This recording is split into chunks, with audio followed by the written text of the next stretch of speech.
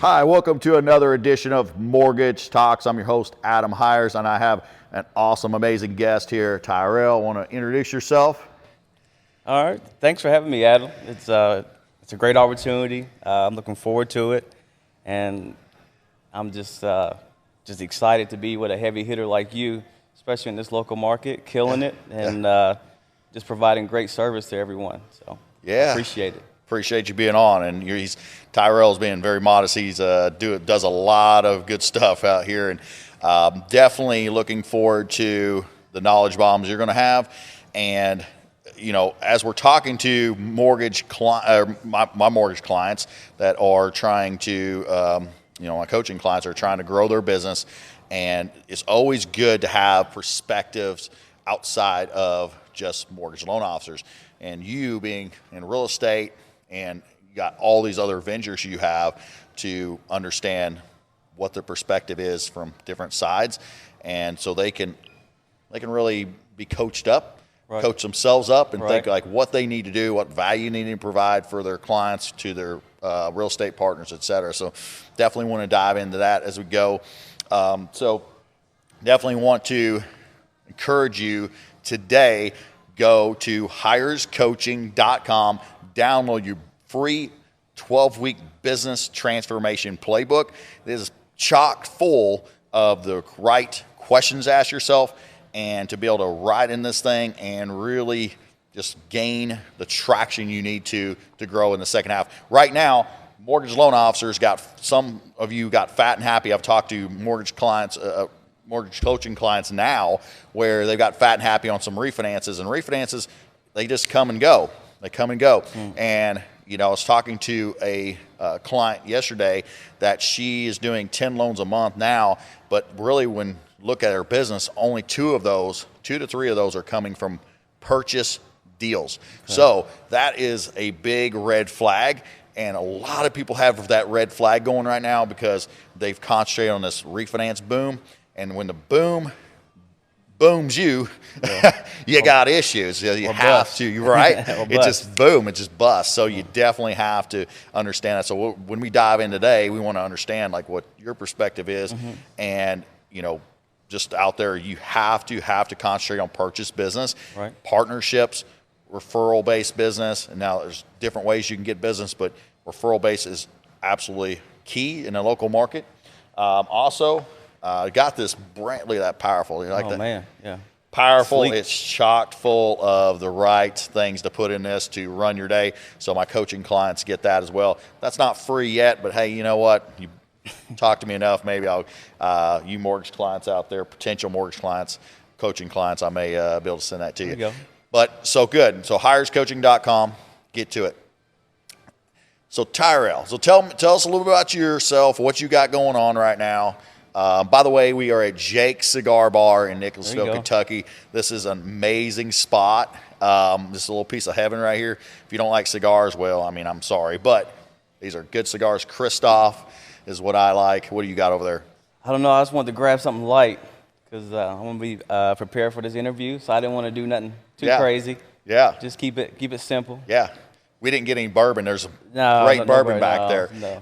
But if you're not from Kentucky, my actually processor is from Indiana. Okay. She comes down and she's like, "What are you drinking?" I was like, "Buffalo Trace." She's like, "So what is that?" And I'm like,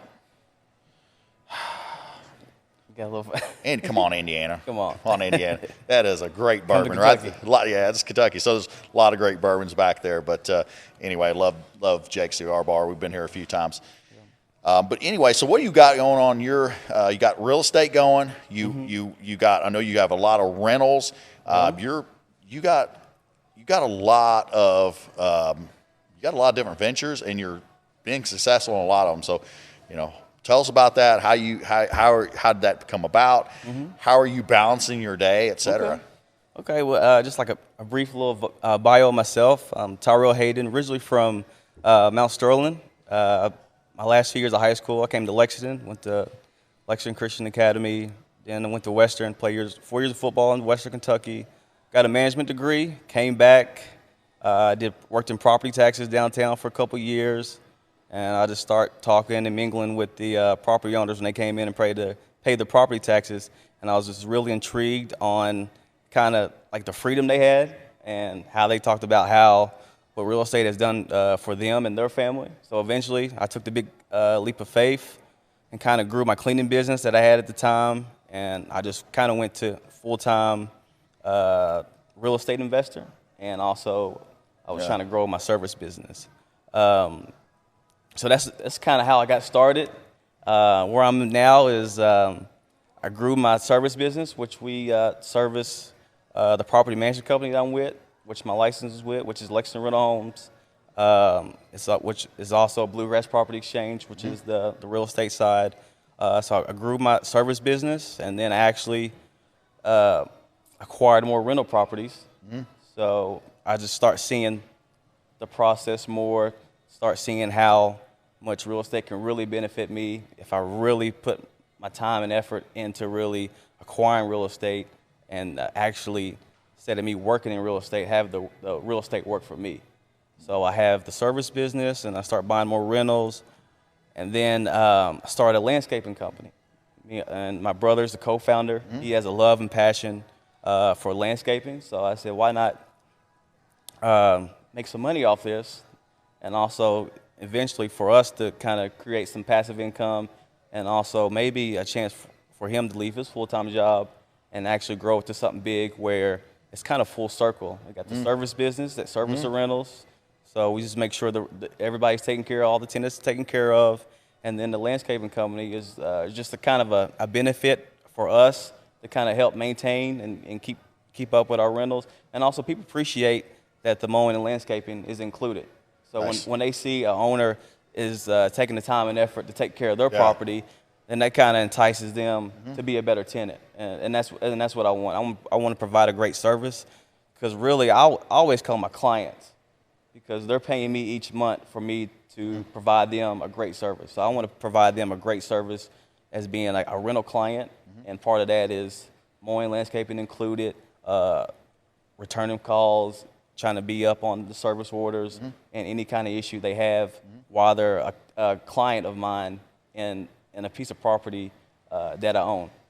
So that's basically where I'm at, kind of trying to create a full circle in real estate, so that I can go from being in the circle and kind of stepping outside the circle and kind of managing things from outside the circle, so that I can just have more freedom, more time. And also, I think I can grow that circle bigger if I'm on the outside instead of being on the inside. Because when you're on the inside, sometimes it's hard to see kind of from afar and kind of see where you're going if you're on the inside. But if you're on the outside, you're like, I was on the inside, now I'm on the outside. Now how can I grow this so it goes to the direction that I want it to go?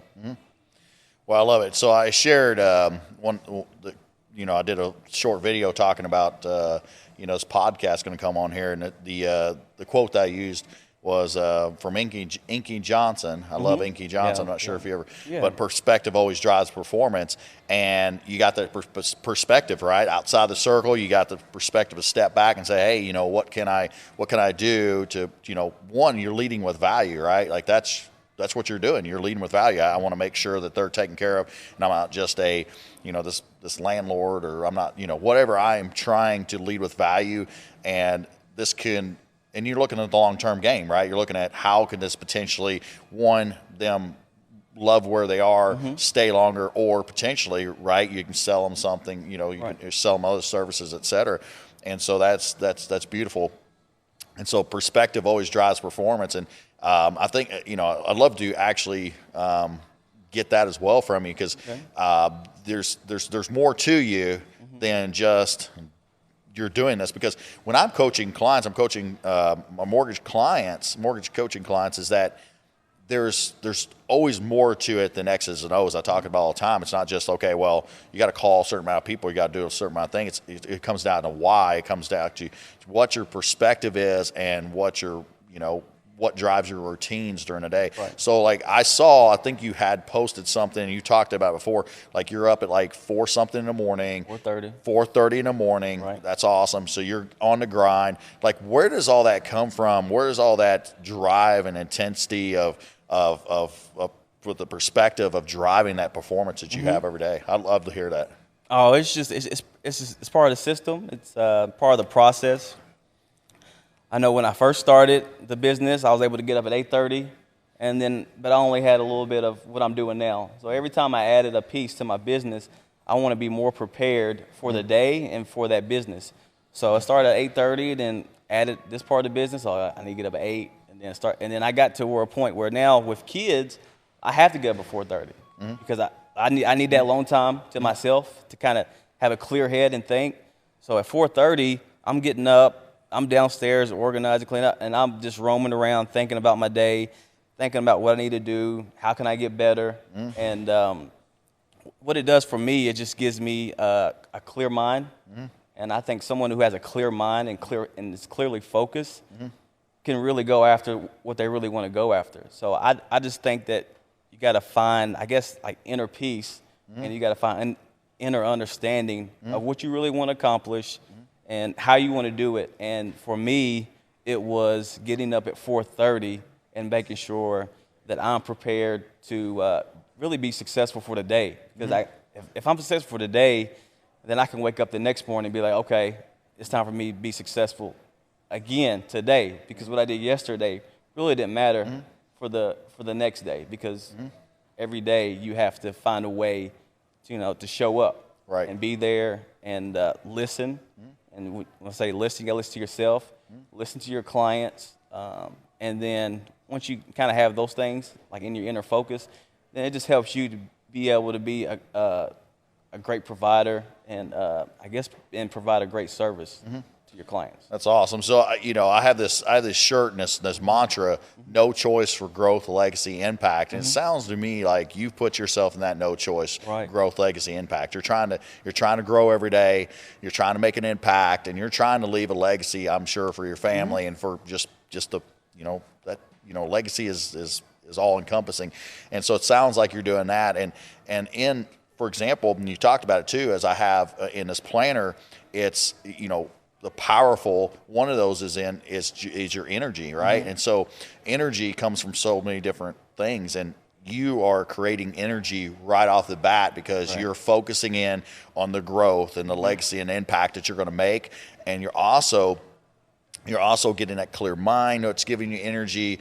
You're doing some exercise and you're getting your mind working. It's giving you energy to run. And so what I oftentimes see is that people think you could just wing it, or they just keep on going. Okay, well, like, why am I not being successful? And that little like meditations and stuff that you can do and think about your business before all the stuff just smacks you in the face, right? Like we all get, you got so many things going on. I got so many things going on. If you start from behind, it is terrible. And so you're starting up like, I follow The Rock. I love The Rock. He's up and grinding in the morning, right? Yeah. It's like all those ones that are successful, they know that before everybody is expecting something from you, you have to get the clear mind. You have to get the energy. Where's that energy coming from? And the energy for you sounds like a lot of great successful people is you're getting that clarity off the bat and a focus off the bat of what you need to do, getting some exercise, and it's really feeding in your day. So I love that. So absolutely, that's one of the reasons why you're successful and you're able to do all the things you're able to do, because it's hard working. But the beautiful thing is you probably recognize as you do this, like you're more efficient. And so I coach people all the time, like, you don't have to work 70 hours a week to be successful. You have a life, but you have to be the operational tempo has to be so quick, and you have to be decisive. And the actions that you do, and you're able to do those decisive actions because you are getting that energy early where it needs to come from and the focus, so where you can make decisions and you can move through the day quicker, right? Because if you didn't, you would be working much more hours. If you try to wake up earlier or later and just not do that, you would have to probably work 10, 20 hours more a week just to accomplish what you do. And it happens. There's been days where I wake up at 5:30 and then my whole day is thrown off. But I kind of regroup, refocus, and I still knock it out. But if I wake up an hour earlier, initially I'm thinking, oh man, I got to catch up. So yeah, that's true. Like if I wake up at 4:30, it's going to be a good day for me. It's going to be a good day for my team, my businesses, and my clients, because I'm providing service to them. So if I'm clearly focused, if I got a clear mind, it helps me listen better to my clients, and it helps me kind of get what they want, because I'm providing a service to them, and I'm there to help them. So if my mind is clear and I'm focused and I'm planned for the day, then I can kind of take on new things, because I already know when I wake up at 4:30 what's expected of me. So if I wake up at 6:30, that's 2 hours I missed out on making sure that I'm ready. So if I wake up 2 hours later, now I got to deal with getting myself ready and also taking on new tasks for the day, because new tasks happen. I'm always waiting for something to happen. The day is perfectly planned, but I'm always waiting for something or a phone call. I'll be like, well, we got to fix this, or this didn't happen. So this just helps me to really take on the new tasks, because new tasks come each day. Even though your day is planned out with tasks, new tasks are going to come, especially if you're doing a lot of things and you want to be successful and you're reaching out to new people, then new things and new tasks come. So you have to be ready for those new people and new tasks. Yeah. And I believe like in the powerful, you have to control a few parts of your day. You can't control every single hour, right? But you have to control your morning. You have to control your evening. You have to, before you go to bed, you have to do something to give yourself energy again. And you also, you have to probably control a couple times during that day, going, hey, this is the times that are not negotiable, where I have to do this and have this done and go from there. So oftentimes people just, again, they keep winging it.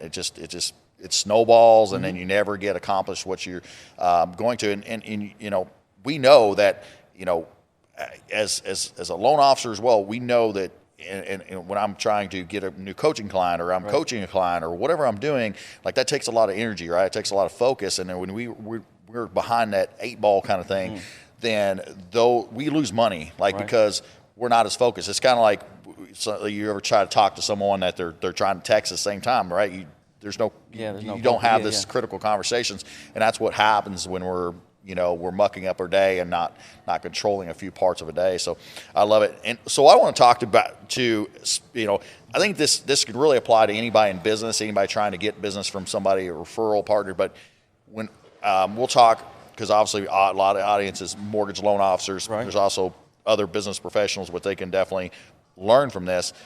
So I want to ask you, when it comes to there's always people trying to get referrals and stuff like that. So as a mortgage loan officer, if they're first of all, you got approached by mortgage loan officers to send you business before?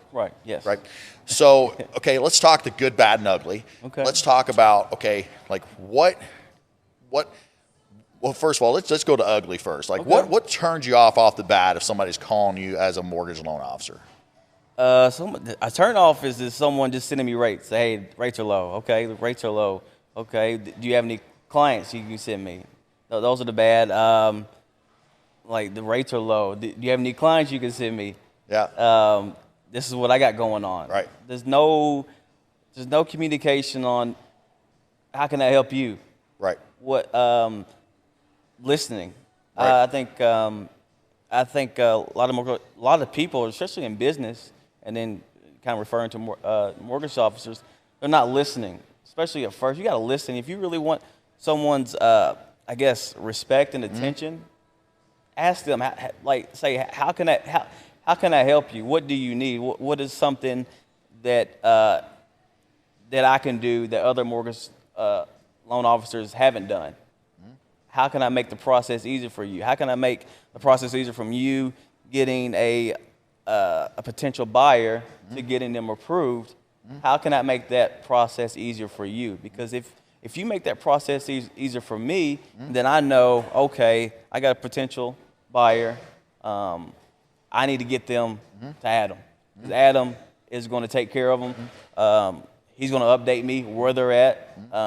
And he's going to communicate with them, and he's going to communicate with me, so that everybody in the circle knows, and everybody from the circle, you take the circle from it kind of being an open circle, and then when you get to closing, the circle should be closed. I think a lot of mortgage officers leave that circle open, even from beginning to end. So even after you close, you really don't feel like it's closed, because you just don't feel like maybe everything was done for your client, because really the focus is the client. We're just in the middle, making sure that we both provide a great service for that client. Yeah, I love it. I mean, you're absolutely right. I talk about it all the time. Like, there's so many mortgage loan officers out there, right? That and this is real estate agents. This goes across the board, like in any industry. Is that it's like, well, I know my job, great, and I'm the best, at knowing my job. Now, for example, loan officers, I know mortgages like the back of my hand. It's like, that's cool, right? But does that really gain you traction in business? Is that really is that honestly what a real estate agent is looking for? They want competence, right? Like everybody wants competence. They don't want somebody that's not competent. I want to be clear about that. Yeah. However, like that's not the overriding factor in why somebody gets business or sends business. That's a kind of like almost assumed, right? Somebody has some competence. Until you show you don't have competence, right. it's about, hey, like what you kind of talked about, like, can you take care of that client? Can you give them resolution? Can you communicate, and can you listen, right? Like, and that's the whole thing, right? People think sales is, it's all the time I talk about it. It's like, well, my uncle Jimmy can sell, man, he can talk to anybody. It's like, that's not true. I've met a ton of salespeople that talk all the time and can't sell anything, right? It's about listening. It's about understanding, like, what your needs are, right? I mean, because, you have a different need. You may have a different way of, communicating. You have a different, thought process of what your clients would need, how you want to be updated, et cetera. Right. And so we have to ask those questions, and we have to understand, like, what is important to you in the process, because, that's the whole thing. And and plus you want to feel like you have feedback, and you have that open line to where if something doesn't go exactly correct, that there's going to be an open line of communication, and you're going to be valued in what your thought process is. So, yeah, I mean, I love that, because you nailed it around the head, people. And it's just like, I tell you, the presentations have always just annoyed me with mortgage loan officers. And I've never went into a mortgage or a meeting with real estate agents, been like, man, we got the best rates and all this stuff. It's like, man, that's like not really. It's really it's different for everyone, especially when they go through the process. The rate might change for anybody, right? Yeah. So it's like, that's not really the value add, right? That's not the really value. Value adds obviously a partnership and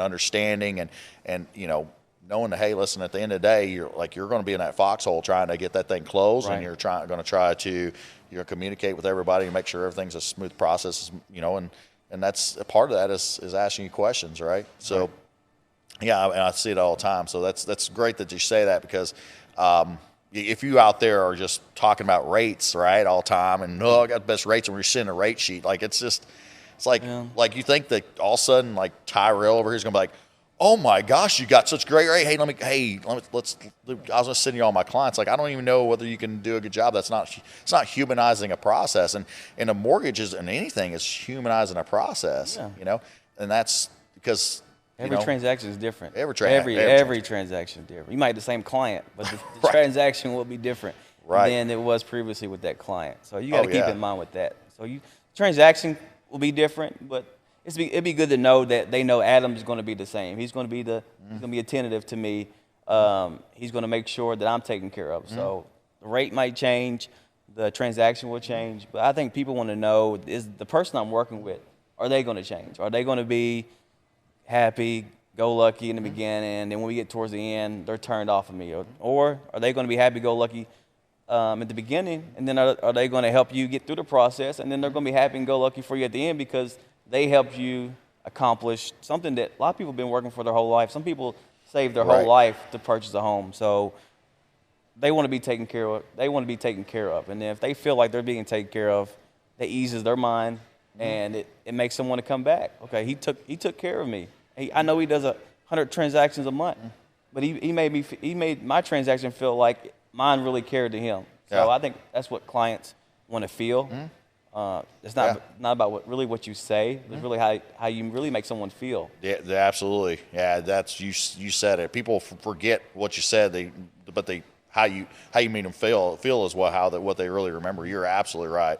I have this quote that I say all the time, and that my team knows it. And I'm like, when your problem becomes my problem, we have a problem. And that's with your clients, right? Like, because, you know, I remember when I ran Ashley Furniture, and they'd be like, I would hear this and I'd be like, oh God, they're like, well, we've been really busy and stuff like that. Whoa. I was like, listen, you never tell that client, because listen, is that their problem? Is it a problem, their problem that you're busy? It's that's your problem.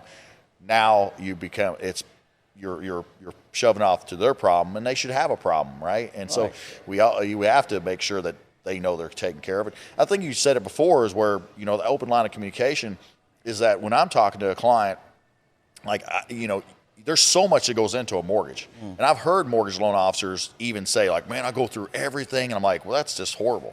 Like, because like, you're overwhelming people. What you want to do is you want to make sure that they understand that when you have they have questions, that you are 100% invested in making sure that you answer their questions, that there's an open line, that you're always being transparent with them. And when you really can communicate that correctly, they're going to ask you those questions, and it's going to be a smooth process, because they're going to feel open to it. What you don't want to do is when you don't really have that good dialogue, is they're not going to ask you those questions, right? And so you said it, just like, you know, if you don't feel good about the mortgage loan officer off the bat, you're not going to ask as many questions sometimes that are as a partnership question, right? Like, we're in a partner, like, hey, I know this, you know, what's going on here. It may be more of a, like, what the heck's going on? Yeah, like you said, like, you want to answer those questions. Like, if you're 30 days out from closing, you don't want that client holding those questions 3 days out from closing. You want them to ask 20, 15 days out. And like you say, you want to make them feel comfortable with asking those questions, because if they ask those questions earlier, the better it is for you to solve, I guess answer the question or solve the problem before you get to closing. So that way you answer those questions, and you just just makes the process smoother, to everybody getting to the finish line, and everybody being happy. Especially if they feel comfortable, they can ask their questions. They won't feel like they should know everything.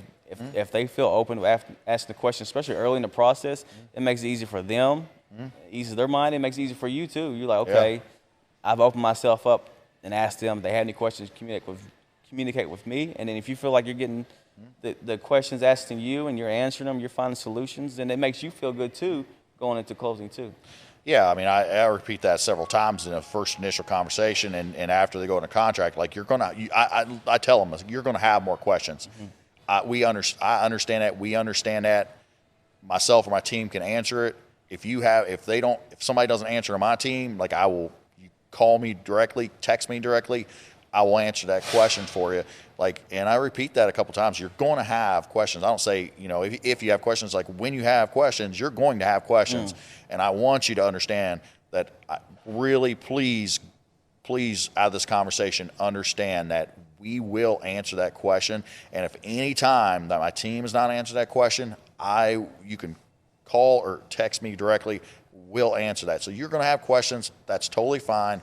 It happens. So just really reiterating that, I feel like because you have to have that open dialogue, and that's what goes good. And you have to have open dialogue when you're trying to get referral partners, because that's the key. I mean, and, you know, so many mortgage loan officers, you know, really overcomplicate it. It's like they have to, you know, what's the value add I can bring? Like, if you're like a dynamic in communication and you're listening, like, that is a huge value add, because honestly, there's not many, right? Like, I mean, out there, I'm sure that you had a ton of bad experiences, or experiences that are just not that great with communication with loan officers, right? Right.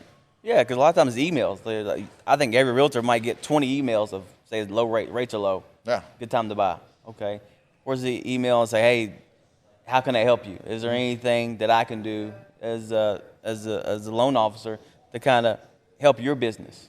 What's something that I can do that kind of eases your mind, or takes away something off your plate as a loan officer, that I can help you better serve your client? Because they're trying to give their best effort and provide the best service for their client. So it'd be great for someone to reach out to them, especially someone that, no matter what, is probably going to be in the process, for them to reach out to them and say, hey, how can I help you? How can I help your experience make the experience with the client better, when we go from point A to point B, and then everybody's happy. Yeah, I mean, you're hitting a nail on the head. I mean, I hope that the audience is mortgage loan officers out there, and if you're in business, that you can translate that to whatever you're trying to do. Is that, again, it's about value add, and you know, the emails, right? Like, if you ever read the book 7 Levels of Communication, a really good book. Like, the lowest form, one of the lowest forms of sales, guys, is emails. Like, you don't sell over emails, and like the reason people do is because they're too dang scared. Like, you're being a wuss, man. Stop it. Stop trying to email and think, okay, I'm going to do all this mass email, and I'm just going to get clients, and all of a sudden, like, because it's a lazy, poor man's sport that you're playing by email and trying to get business. Like, call, pick up the phone, be dynamic on the phone of listening, of understanding, and leading and figuring out a value.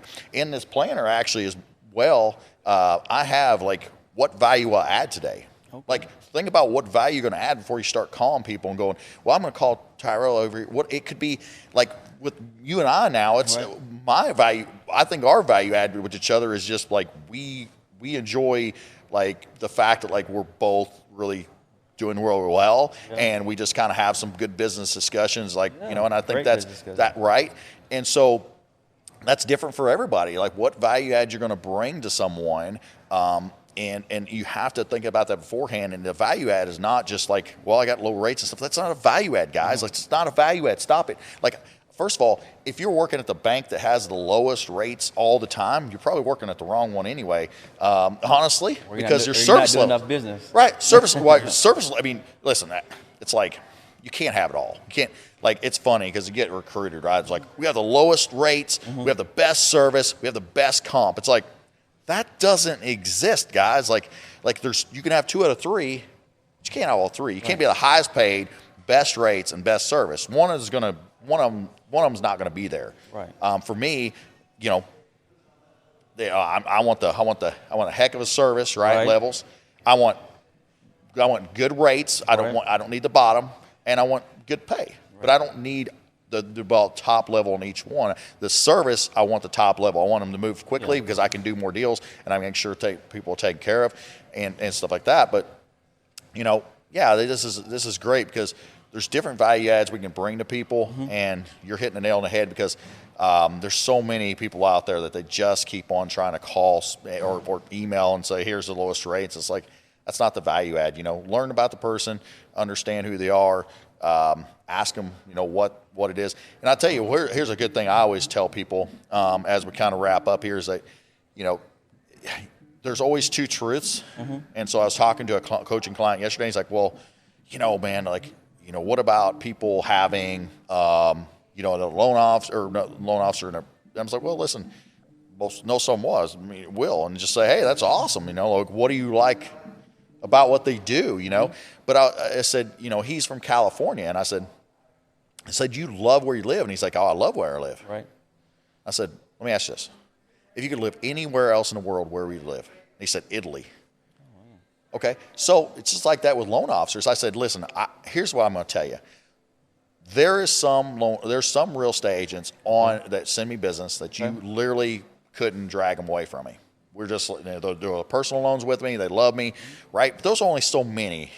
I said, but I could transplant you tomorrow in my local market and give you a list of people that have done deals with me and like me. Right. And I could coach you, and you could have some send your business. Right. And so there's just because you know, but you have to go in there because there's value adds of different way. You know, and so they may resonate with you in some ways, but it can't be. Nobody resonates off of low rates. No. Like, that's cool. That is the bonus. Like, you're really good. They like you, and your rates are good, right? If your rates are like through the roof and you're great, you may not get the business, but you know, they don't. That's not what really resonates with people. No, it doesn't. Because I guess you don't want a loan officer that's going to change with the rate, because the rates are going to change. So if the rates are low, then the loan officer's all over you. But if the rates go high and the loan officer feels like they can't get as many business coming in the door, then they might back off their service. They might not provide the same service they were providing when the rates are low. But the person if you provide great service, the person that you did business with or had transaction with where the rates were low, they're going to come back when the rates are high because that person's probably going to make another purchase. So they're going to be like, okay, Adam treated me great. It wasn't just about the rate. He provided a great service. The rates are high. I'm not happy about that, but I want to go where I'm going to get great service. So I don't mind. I'm going to pay the high rate anyways. So why not go somewhere where I'm going to get great service and someone that's really going to take care of me? Because the rate at the end of the day, after the closing, it really doesn't matter. But someone that made you feel like you were important matters. So Absolutely. Well, man, it's been a pleasure having you on. I think we gave some good nuggets for the listeners out there. And man, I tell you what, love your dedication, love your drive, man. It's that's one of the things that attracts me about the conversations we have together and just being around you. Because man, I love being around people that are driven. I think one time I was like, listen, I mean, I don't care if we do business or not. Let's have conversations, because the fact is, like, I like being around performers that try to just grow and make impact and legacy every day. And you're certainly an example of that. And man, you shared some good stuff. So I know that you're going to have continued success, and we're, somewhere down the line we could have different ventures and stuff. Yeah, that'd be great. And man, it's going to be good. All right, man. I appreciate you having me. I guess it's a pleasure to be here. I'm with the heavy hitter, Adam Hires, which is you get it done. You provide great service. You care. Yep. I think that makes a big difference to someone. Yeah. Does this person care? Right. And you care. You care about what you do. I think you care about your team. You care about the realtor or the person you're working with, them as a client. So I think that's key. I think if you continue that, I know what you will. I think that the sky is the limit. And appreciate it. So I guess the sky won't be a limit for you. The sky will just be a view. Oh, that's a great quote. I think you'll go more than the sky. I appreciate it, man. Pleasure having you. Guys, keep checking out the podcast. Hope you got tremendous value. We try to lead with value here. If you want to schedule a 15-minute consultation call with me, go to hirescoaching.com. We'll get on a call and diagnose. And I just want to learn about you. And, I don't go in there to sell. I won't go in there to lead with value. And at the end of it, if you want to talk further, that's fine. But I would like to learn and throw you a few nuggets and help your business. So hirescoaching.com, schedule a consultation call today. Go out there and crush it. Limited risk equals limited income.